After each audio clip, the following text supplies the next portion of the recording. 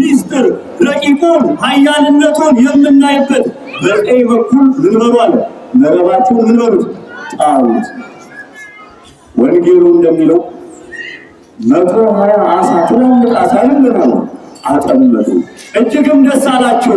ክርስቶስ የሚወደው ደቀ መዝሙርም እሱ እኮ ኢየሱስ ክርስቶስ ነው ብሎ መሰከረ።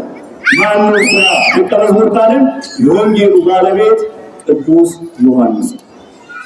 እጅግ በጣም በትህትናው የሚታወቅ፣ በንጽህናው የሚታወቅ፣ በድንግልናው የሚታወቅ፣ በቅድስናው የሚታወቅ ሐዋርያ ነው ወንጌላዊው ቅዱስ ዮሐንስ።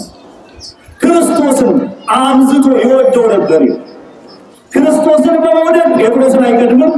ጌታችን መድኃኒታችን ኢየሱስ ክርስቶስ ደግሞ ከሌሎች ሐዋርያት ከ12ቱ ሐዋርያት ዮሐንስን አብዝቶ ይወደው ነበር። በስተመጨረሻ የጽናቱ ውጤት፣ የልፋቱ ውጤት፣ የትህትናው ውጤት፣ የቅድስናው ውጤት መተኪያ የሌላትን እናቱን ቅድስት ድንግል ማርያምን እነኋት እናትህ ብሎ የሰጠው እሱ።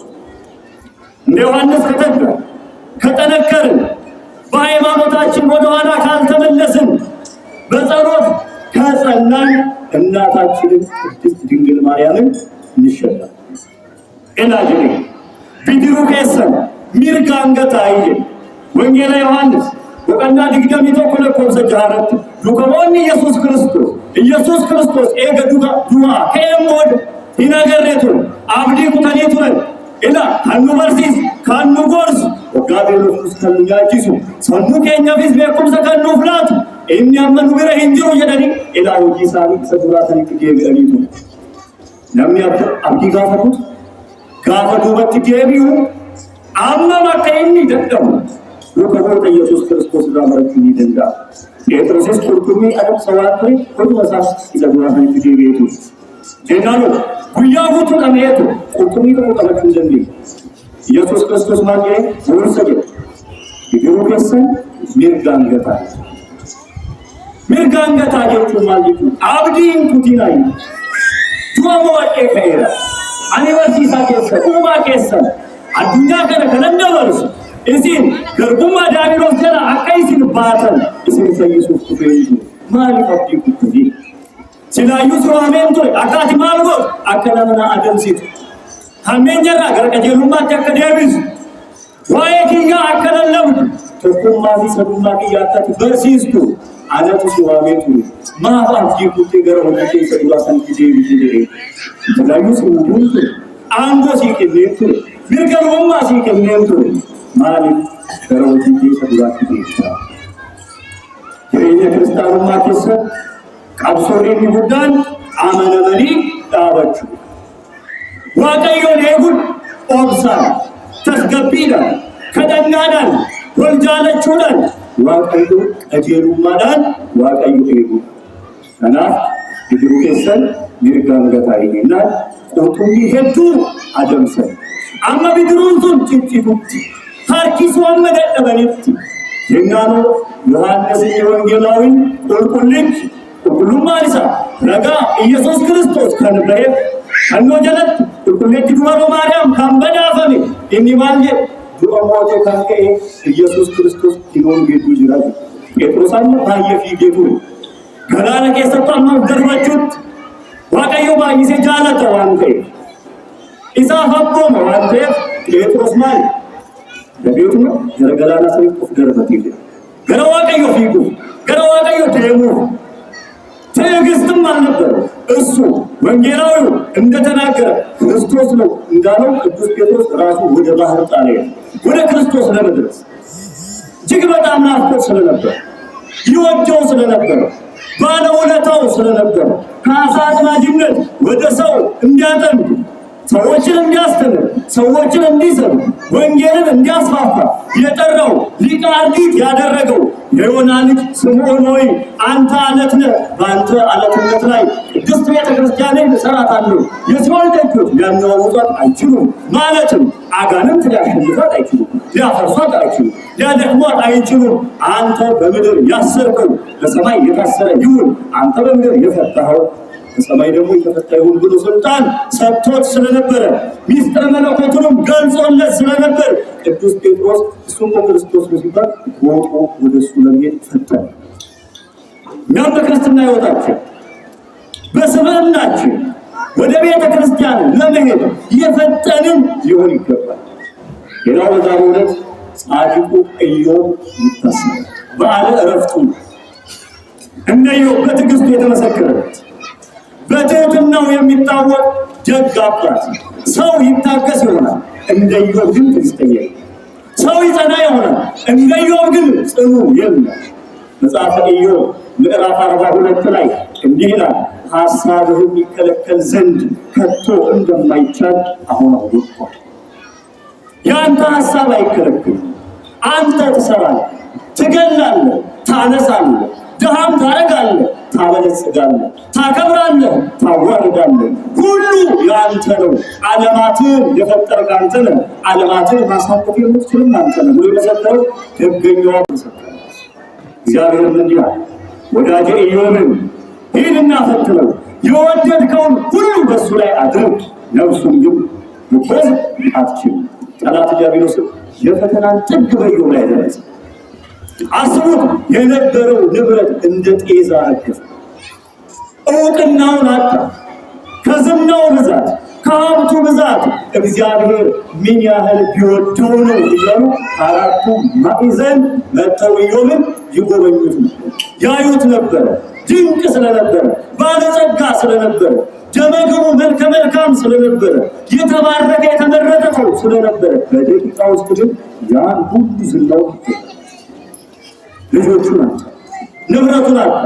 በአንድ ቀን ያውም በደቂቃ ውስጥ እኛ ብንሆን ምን ይሆን የምንለው? ፈተና ሲደርስብን የምናማረር ብዙ ሰዎች የለን። እንቅፋት ሲመታ የምናማረር ብዙ ሰዎች የለን። እንደ ጤዛ ያን ሁሉ ሲያጣየን ግን ዝምታን መረጠ። እግዚአብሔር ሰጠ፣ እግዚአብሔር ነሳ። ያከበረኝ እግዚአብሔር፣ የሰጠኝ እግዚአብሔር ነው። የሰጠ እግዚአብሔር መልሶ ወሰዳል። አስቡት ትህትናው። በዚህ ብቻ አላቆመም። ጠላት ዲያብሎስ በቁስል ኢዮብን መታው። ሰውነቱን ማከክ እስኪያቅተው ድረስ ከራስ ፀጉሩ እስከ እግር ጥፍሩ ድረስ በደዌ የተመታ ሆነ።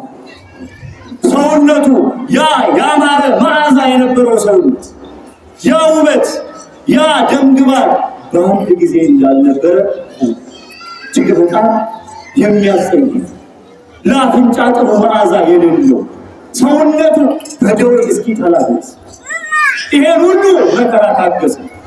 ረዳት የነበረችው ልታግዘው፣ ከጎኑ ሆና ልታበረታው አጠገቡ የነበረችው ባለቤቱ እንዲህ አለችው፣ ወዳጄ አሁን ዝና የለም፣ ንብረት የለም፣ ገንዘባችንን አጣን፣ ልጆቻችንን አጣን፣ የሁሉ እውቅና የለም። ዛሬ መና ሆኗል።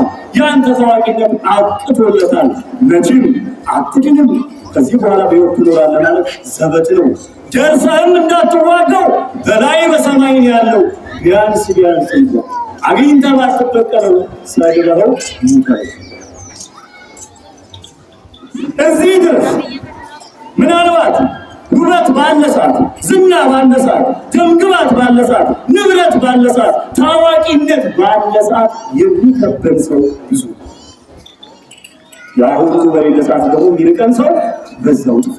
በመከራችን ውስጥ፣ በችግራችን ውስጥ፣ በማጣትና በማግኘት ውስጥ የማይርቀን የድንግል ማርያም ኢየሱስ ክርስቶስ ብቻ ነው። የሚያከብረንም እሱ ብቻ ነው። ማንም ይወደን ይሆናል፣ ከክርስቶስ በላይ የሚወደን ማንም ያከብረን ይሆናል፣ ከሱ በላይ የሚያከብረን እኛ። አንገቱን ዝቅ አድርጎ ቀና ብለን እንድንሄድ ያደረገን እሱ። የሾህ አክሊል ደፍቶ የብርሃን አክሊል የደፋልን እሱ ብቻ። እርቃኑን ሆኖ የሕይወት ልብስ የፈተለልን የድንግል ማርያም ኢየሱስ ክርስቶስ ብቻ። ስለዚህ አመነ። እውቀት ስለነበረው ስለገባው የክርስቶስ ቸርነት በጎነቱን ስለሚያውቅ አሐዜ ዓለማት መሆኑን ስለሚያውቅ ኢዮብ ታመነ፣ ጸና። ሰው ማለት ክርስቲያን ማለት እንደ ኢዮብ፣ ትዕግስት ማለትም እንደሱ ታምኖ መገኘት፣ በክፉ ቀንም ተደግፈን በደስታም በሐዘንም በሳቅም በለቅሶም ጊዜ እግዚአብሔር ከኔ ጋር አለ። እግዚአብሔር ሰጪ ነው። እግዚአብሔር ይነሳል፣ እሱ ይሰጣል፣ እሱ ይወስዳል ብሎ ማመን የእግዚአብሔርን ከሃሊነት ነው። ባለቤቱ ግን ምን አለች? ያንስዳስ ምን ብለውት ሰደበው። ስለዚህ እስከዛሬ አብረን ስንኖር እንዲህ አይነት ክፉ ቃል ከአንቺ ሰምቻለሁ። እግዚአብሔር ልቦን ይስጥሻል ይላል። በህመም ውስጥ እያለ አሻግሮ እያየ የነበረው ማንም ነው? ሰጪም ነሽም የሆነውን እግዚአብሔርን እያሰበ ነው። ስለዚህ በፈተና ውስጥ ጸንቶ ስለተገኘ እግዚአብሔር ከበፊቱ ይልቅ አብዝቶ ባረከው። ልጆችንም ሰጥቶ ዝናውንም ንብረቱንም እውቅናውን ሁሉ መለሰ። ለሰው የማይቻል ለማን ይቻላል? ለእግዚአብሔር ይቻላል። ክርስቲያን እኛ ተስፋ ስንቆርጥ እግዚአብሔር በእኛ ላይ ስራ ይጀምራል። እኛ በዛልን ሰዓት እግዚአብሔር እንዳዲስ ሕይወታችንን ያስተካክላል። እነዚህ ሐዋርያት ተስፋ ቆርጠው ወደ ቀድሞ ስራቸው ተመልሰው እኛም ድነን አምነን እያስቀደስን ገዳማቱን አድባራቱን ዞረን እየተሳለምን ጠላት ዲያብሎስ ሲፈትነን ታስቀድሳለህ። ምንም በየአድባራቱ ትዞራለህ። ምንም ለውጥ የለም።